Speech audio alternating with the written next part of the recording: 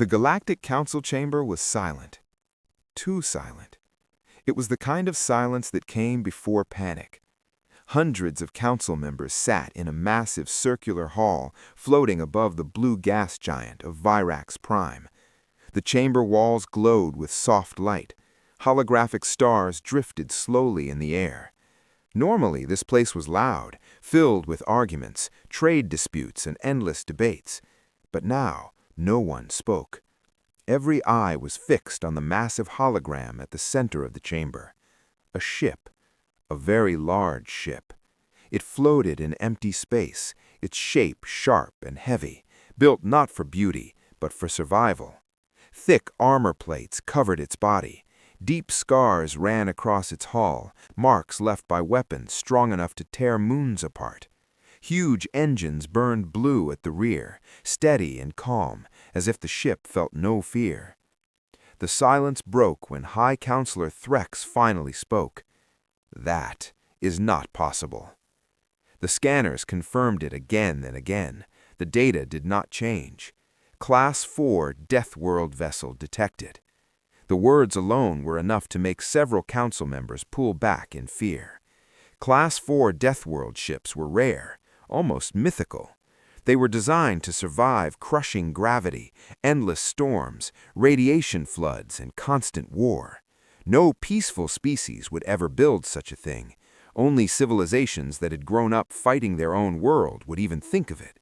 And there was only one known species that came from a death world: humans. A junior analyst spoke, his voice shaking. The vessel crossed into neutral space 12 minutes ago. It has not changed speed, it has not raised shields, it has not sent any signals. Military commanders exchanged nervous looks. A ship that strong did not need to hide. That was what scared them. "Life sign scan," ordered Counselor Ylara. "Now!" The chamber lights dimmed as the scan ran. Lines of code streamed across the hologram. Symbols flickered. The system paused. Then the result appeared. Life signs detected. Human, 100%.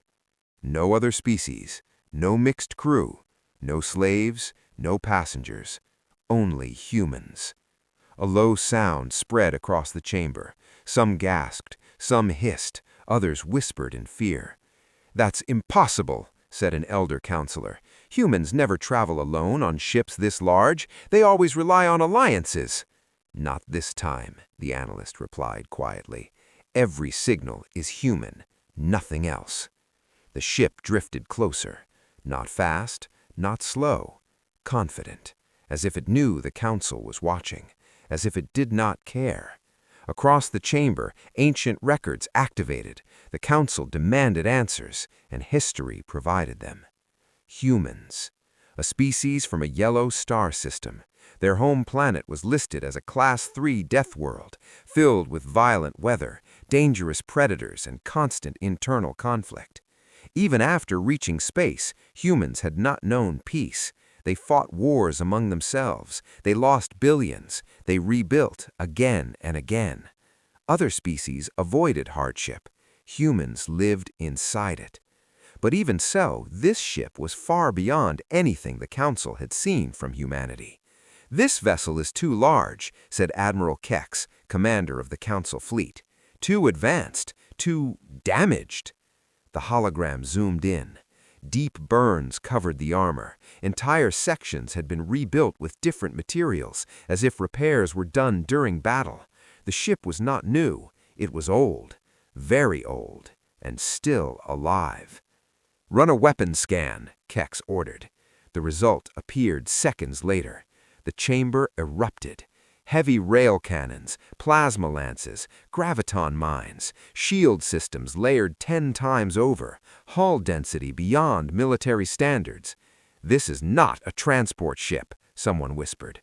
"This is not even a warship," another replied. "This is a survival ship." No one liked that answer. As the council argued, the ship continued forward. It passed observation satellites without slowing. It ignored warning buoys. It crossed invisible borders that would have triggered alarms for any other species. Still, it sent no message, no greeting, No threat. That made it worse. High Counselor Threx raised his claw. "Open a channel. We will speak first." The chamber held its breath. A signal burst into space. "This is the Galactic Council. Unknown vessel, identify yourself." Seconds passed. Nothing. The ship drifted closer. The engines burned, steady and calm. "Send it again," Threx snapped. The signal repeated. Still no response. Fear spread like a disease. A council member shouted, "They are ignoring us!" "No," Admiral Kex said slowly. "They are listening." That thought chilled the chamber. Humans were known for many things: curiosity, anger, persistence. Silence was not one of them. Deep inside the human vessel, the bridge lights were dim. Captain Elias Ward stood at the forward window, hands behind his back. His face was lined with age and stress.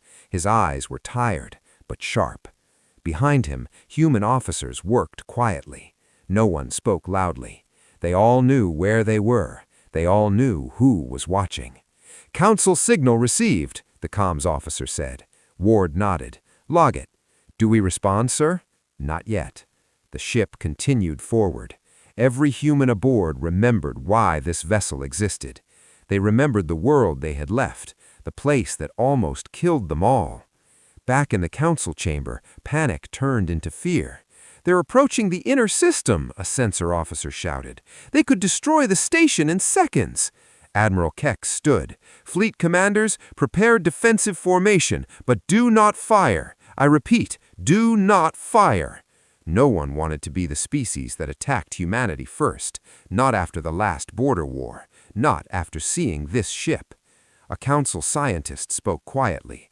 "There is something wrong." "What now?" Threx asked sharply. "This ship, it is broadcasting internal emergency signals." The chamber froze. "Emergency?" asked Yulara. "From humans?" "Yes. Structural warnings, radiation warnings, life support strain." "They are dying?" someone asked. The scientist shook his head slowly. "No, they are surviving." The words made no sense. "How can a ship in emergency condition enter our space without asking for help?" Threx demanded. "Because," the scientist replied, "this condition may be normal for them." That idea terrified the council more than weapons ever could. The ship finally slowed. It stopped just outside council territory. Its engines dimmed slightly. Then, at last, a signal came through. The chamber lights flickered as the transmission connected. A human face appeared in the hologram, older, scarred, calm. "This is Captain Elias Ward of the human vessel Endurance." The name alone carried weight. "We are not here to attack. We are not here to threaten." The council did not interrupt. "We crossed your space because we had no other path. Our ship is damaged. Our people are tired, but we will not surrender control of this vessel." Murmurs spread. "Captain Ward?" Threx leaned forward. "Why is your ship classified as a Class-IV Deathworld vessel?" Ward's eyes hardened slightly. "Because it was built to survive a place worse than anything you know." Silence. "What place?" Yulara asked. Ward paused. Then he said, "A world that tried to kill us every second." The hologram zoomed out, showing the massive ship once more. "This ship," Ward continued, "is not a weapon." "Then what is it?" Threx asked. Ward looked directly into the chamber. "It is proof." "Proof of what?" Threx pressed. Ward answered calmly. "Proof that humans do not run from death worlds." The signal cut. The chamber erupted into chaos. Questions flew. Fear rose. Arguments exploded. But one truth was clear to everyone present. This ship was not the beginning of a war. It was the end of an illusion. The illusion that humans needed the galaxy to survive. As the Endurance floated silently in space, the Galactic Council realized something far more terrifying than invasion. Humans had gone somewhere no one else could follow, and they had come back alive. The Galactic Council chamber did not calm down after the signal ended. If anything, the fear grew worse. Council members shouted over one another. Military leaders demanded action. Scientists argued with diplomats. The name of the human ship echoed again and again. Endurance. It was not a name chosen by accident. High Counselor Threx struck the floor with his staff, sending a deep echo through the chamber. Enough! We will not fall into chaos because of one human ship. But his voice lacked strength. Everyone could feel it. Something had changed. Admiral Keck stood near the center hologram, staring at the image of the Endurance. The ship is holding position. No weapons charged, no shields raised beyond standard. That makes no sense, Yalara said. A ship like that should always be shielded. Unless, Kex replied slowly, it no longer fears being attacked. The Galactic Council did not sleep. They could not. The image of the human ship Endurance hung in every mind like a shadow. Even when the chamber lights dimmed, the fear did not fade. The ship waited in silence just beyond the boundary of council space, scarred and wounded, yet unbroken. For the first time in many cycles, the galaxy felt small. High Counselor Thrax stood alone near the viewing platform. Outside, the stars moved slowly. The Endurance looked like a dark wound against the light. "They survived something we cannot name," he said quietly. Counselor Yalara joined him. "That alone should terrify us." "Yes," Thrax replied, "but it should also teach us." Inside the chamber, Admiral Kex reviewed fleet readiness reports. Dozens of warships waited in formation. Shields were charged, weapons were ready. Yet no one wanted to give the order. "If they wished us harm," Kex said to his commanders, "we would already be debris." No one disagreed. A junior officer spoke hesitantly. "Admiral, what if the humans are not the danger?" Kex looked at him. "Then what is?" The officer swallowed. "What chased them?" Silence followed. On the Endurance, the medical bay was crowded. Doctors moved quickly between beds. The air smelled of disinfectant and burned metal. Several crew members lay unconscious, wrapped in support frames. Their bodies showed signs of stress no normal human should survive. Captain Ward stood near one bed, watching a young engineer breathe with help from machines. "How long?" he asked softly. "Hours, maybe days," the doctor replied. Ward nodded. He had heard worse before. Lieutenant Mara Chen joined him. "Council scouts are repositioning, carefully." "They're studying us," Ward replied. "As if we are weapons." Ward looked at the wounded crew. "We are survivors." Chen hesitated. "Captain, do you think they understand what that means?" Ward shook his head. "Not yet." Back in the council chamber, the scientists finally reached a conclusion. "We believe the humans entered a region of space where physical laws behave differently," the lead scientist explained. "Extreme gravity fluctuations, time distortions, energy storms that rewrite matter." "That region does not exist," a counselor argued. "It does now," the scientist replied. Yalara leaned forward. "And they came back?" "Yes." "Impossible," another counselor hissed. Yet here they are. Fear rippled through the chamber. "Why would they return?" Thrax asked. The scientist paused. "Because they could." That answer felt heavier than any threat. A sudden alert echoed. Energy spike detected near the human vessel. Weapon systems across the fleet came alive. Shields flared. Panic surged. "Source," Kex demanded. "Internal. The Endurance is venting something," the sensor officer replied. The hologram zoomed in. A massive hatch on the ship's side opened slightly. A stream of glowing particles spilled into space, shimmering like faint fire. "What is that?" Yalara asked. The scientist's voice shook. "Residual matter from the environment they escaped." The particles twisted strangely, bending light. "They brought part of it with them," someone whispered. On the Endurance, alarms rose in pitch. Containment breach stabilized, Chen reported. But that was close. Ward nodded. We couldn't keep it inside forever. You think the council saw that? Ward gave a tired smile. Of course they did. The council chamber erupted. They are contaminating our space. This is unacceptable. They must leave immediately. Thrax raised his staff. Silence. The room slowly quieted. We invited them to speak, Thrax said. We will hear everything. He turned to the display. Captain Ward, explain. The human captain appeared once more. That release was controlled, Ward said calmly. It was residue, harmless. Harmless, Ylara snapped. It bends light. Ward nodded. So did the place we survived. Fear tightened the chamber. You said something followed you, Thrax asked. Explain. Ward took a slow breath. There are regions in the universe where survival itself is tested, he said. We entered one. Why? A counselor demanded. Because something else entered our space first, Ward replied. Gasps filled the chamber. You mean an enemy? Kex asked. Not an army, a force, a condition, something that does not think like we do. Is it alive? Ylara asked. Ward paused. Yes, in its own way. The chamber shook with fear. Did you destroy it? Thrax asked. Ward's eyes darkened. No. Then why are we safe? Kex demanded. Ward answered softly. Because it lost interest.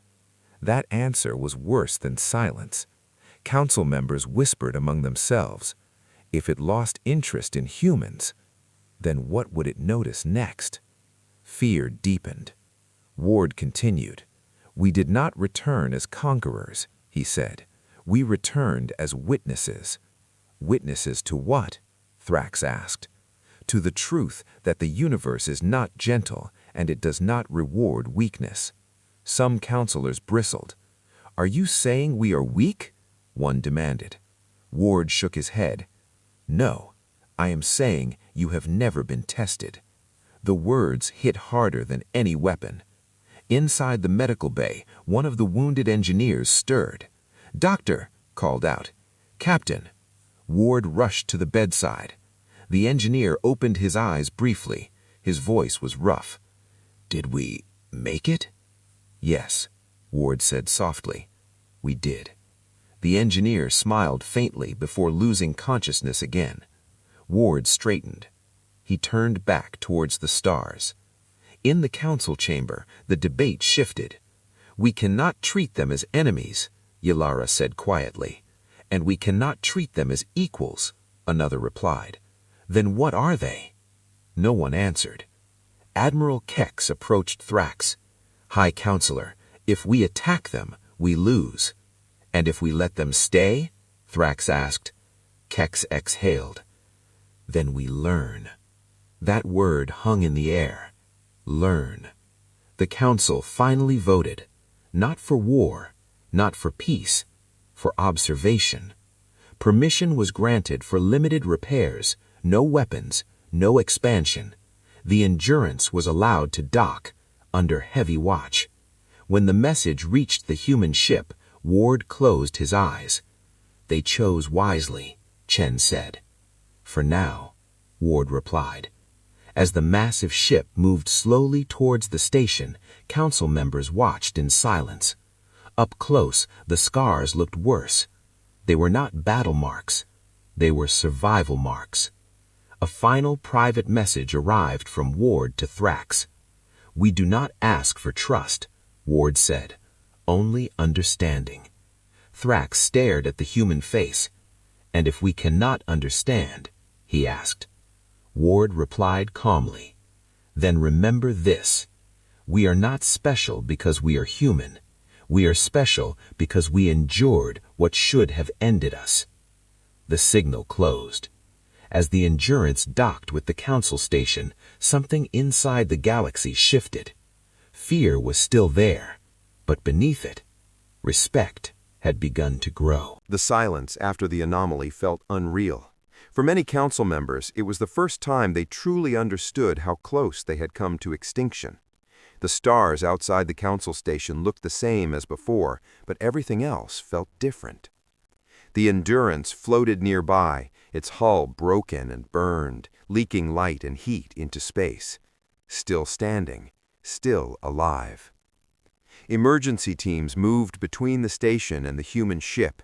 Alien engineers worked beside human technicians, guided by simple hand signals and short commands. No long speeches, no fear, only work. Council scientists watched in quiet shock as humans repaired systems that should have failed long ago. "They don't replace damaged sections," one scientist whispered. "They reinforce them." "They expect things to break," another replied, "and they plan for it." Captain Elias Ward stood in the repair bay, watching humans and aliens work together. His uniform was torn now, stained with oil and ash. He did not care. Lieutenant Mara Chan approached him. "Council leaders want a full explanation. Everything," she said. Ward nodded. "They deserve it. Are we ready to tell them?" Ward looked at the damaged hull through the open bay. "We've been ready since the day we survived," he replied. The council chamber was different now. The seats were still there, the symbols still glowed, but the fear had changed shape. It was no longer panic, it was respect. High Counselor Threx opened the session slowly. "Captain Ward," he said, "you and your people saved billions today." Ward shook his head. "We saved ourselves. You were close." "That does not lessen what you did," Threx replied. Ward did not argue. A massive hologram appeared, showing star charts far beyond known space. "This," Ward said, "is where we went." Gasps filled the chamber. "That region is listed as forbidden," a counselor said. "For good reason," Ward replied. Chen activated another display. Images appeared. Worlds crushed by gravity so strong it tore mountains apart. Storms of energy that burned ships into nothing. Space that folded in on itself like water. "This region does not follow normal rules," Ward explained. "We call it the Deep Void." Silence spread. "Why go there?" Yalara asked. Ward answered simply, "Because something came from there." Fear returned, sharp and cold. Ward continued. "At first it was small, distortions, lost probes, disappearing ships, then colonies vanished. The images showed empty human settlements, no wreckage, no bodies, just absence. We tried to fight it. Weapons failed. Shields failed." "So you ran," a counselor said quietly. Ward nodded. "Yes, but not away." "Then where?" Threx asked. "Into the deep void," Ward replied. Shock filled the chamber. "You fled into the thing that was killing you?" someone whispered. Ward's eyes hardened. "No," he said. "We followed it." Council scientists stared in disbelief. "That is madness," one said. Ward did not deny it. "We lost millions, ships, worlds, families." The images shifted. Human ships breaking apart, emergency evacuations, people crying. "But every time it tested us," Ward said, "we learned." "What did you learn?" Threx asked. Ward paused. "How to endure what should not be endured."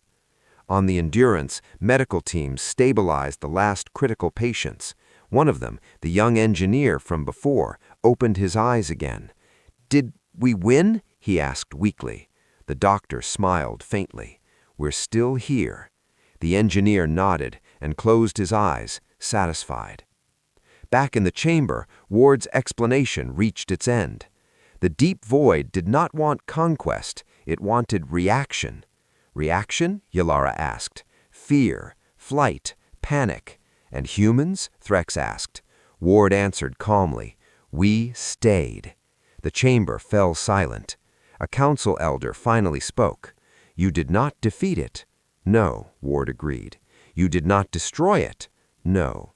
"Then what changed?" Ward looked around the chamber. "We changed."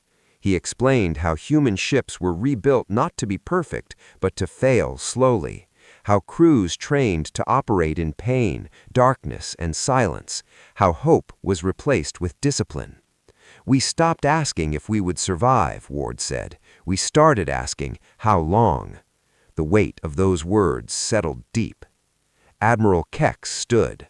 "You could have warned us earlier," he said. Ward nodded. "Yes. Why didn't you?" Ward's voice softened. "Because warnings mean nothing until fear is felt." No one argued. The council debated for hours, not about punishment, not about blame, but about change. "How many other threats exist beyond our borders?" Yalara asked. "More than you know," Ward replied. "And how many have you seen?" Ward paused. "Enough." That was answer enough. Finally, Threx spoke. "The Galactic Council proposes a resolution." The chamber waited. "Humanity will be granted unrestricted passage through Council space." Gasps followed. "Human research into extreme survival conditions will be supported." More shock. "And," Threx continued, "human warnings will never again be ignored." Ward inclined his head. "That is wise," he said. After the session, Ward stood alone near a viewport. The stars felt calmer now. Chen joined him. "They're afraid of us," she said. Ward nodded. "They should be. But they trust us," she added. "That's heavier." On the station, stories spread fast. Of a human ship that stood between reality and collapse. Of a species that did not panic when the universe pushed back. Of survivors, not conquerors. Threx watched the endurance from afar. "They are not heroes," he said to Yalara. "No," Yalara agreed. "They are something worse." "What?" "Prepared." Ward received a final message from the council. It said, "You are welcome here." Ward closed the channel. He looked back toward the deep void, invisible beyond the stars. "We're not done," he whispered. As repairs neared completion, the Endurance began to power up once more. Not to flee, not to threaten, but to watch, to stand ready. Because humans knew something the galaxy had just learned. The universe does not reward peace, it tests survival. And humans had passed the test. The galaxy did not return to normal. It could not. Even after the repairs were complete, even after the alarms were silenced, something had changed in every star system connected to the Galaxy Council. Fear had been replaced by awareness, and awareness never faded. The human ship Endurance stood ready to depart. Its hull was reinforced with alien alloys now, not as gifts, not as upgrades, but as symbols, proof that the galaxy had chosen cooperation over denial. Captain Elias Ward walked the length of the main corridor one last time before departure. The walls were scarred, the floor plates were uneven, the ship was far from perfect, and that was exactly how humans liked it. Lieutenant Mara Chan walked beside him. "Council representatives are waiting," she said. Ward nodded. "Let's not keep history waiting." The council chamber filled once more. This time there were no weapons pointed at the human delegation, no raised shields, no fear in open display, only silence. High Counselor Threx opened the session slowly. "Captain Ward," he said, "you and your people saved billions today." Ward shook his head. "We saved ourselves. You were close." "That does not lessen what you did," Threx replied. Ward did not argue. A massive hologram appeared, showing star charts far beyond known space. "This," Ward said, "is where we went." Gasps filled the chamber. "That region is listed as forbidden," a counselor said. "For good reason," Ward replied. Chen activated another display. Images appeared. Worlds crushed by gravity so strong it tore mountains apart. Storms of energy that burned ships into nothing. Space that folded in on itself like water. "This region does not follow normal rules," Ward explained. "We call it the deep void." Silence spread. Why go there? Yalara asked. Ward answered simply, because something came from there. Fear returned, sharp and cold. Ward continued. At first it was small, distortions, lost probes, disappearing ships, then colonies vanished. The images showed empty human settlements, no wreckage, no bodies, just absence. We tried to fight it. Weapons failed, shields failed. So you ran, a counselor said quietly. Ward nodded. Yes, but not away. Then where? Threx asked. Into the deep void, Ward replied. Shock filled the chamber. You fled into the thing that was killing you? Someone whispered. Ward's eyes hardened. No, he said. We followed it.